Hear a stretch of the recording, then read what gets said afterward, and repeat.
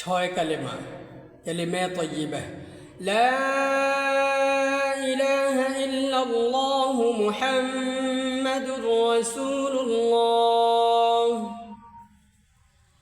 কালিমে তয়্যিবার অর্থ আল্লাহ তাআলা ব্যতীত আর কোনো মাবুদ নাই। হযরত মুহাম্মদ সাল্লাল্লাহু আলাইহি ওয়াসাল্লাম আল্লাহ তাআলার রাসূল।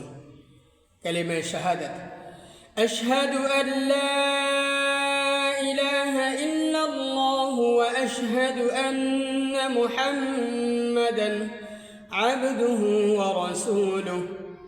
কালিমে শাহাদাতের অর্থ আমি সাক্ষ্য দিচ্ছি যে আল্লাহ তাআলা ব্যতীত আর কোনো মাবুদ নাই।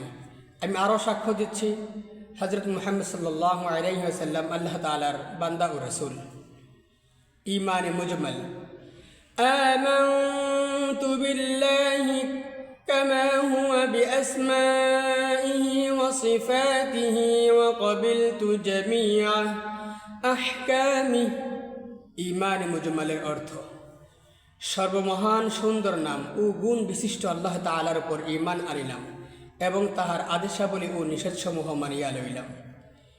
ঈমান মুফাসসাল, আমানতু বিল্লাহি ওয়া মালাইকাতিহি ওয়া কুতুবিহি ওয়া রুসুলিহি ওয়াল ইয়াউমিল আখির ওয়াল কদরি খাইরিহি ওয়া শাররিহি মিনাল্লাহি তাআলা ওয়াল বা'থি বা'দাল মাউত।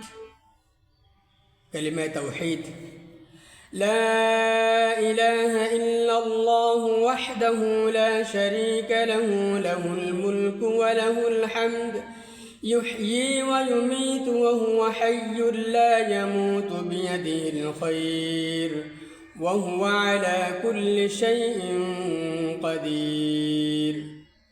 كلمة تمجيد، سبحان الله والحمد لله ولا إله إلا الله والله أكبر ولا حول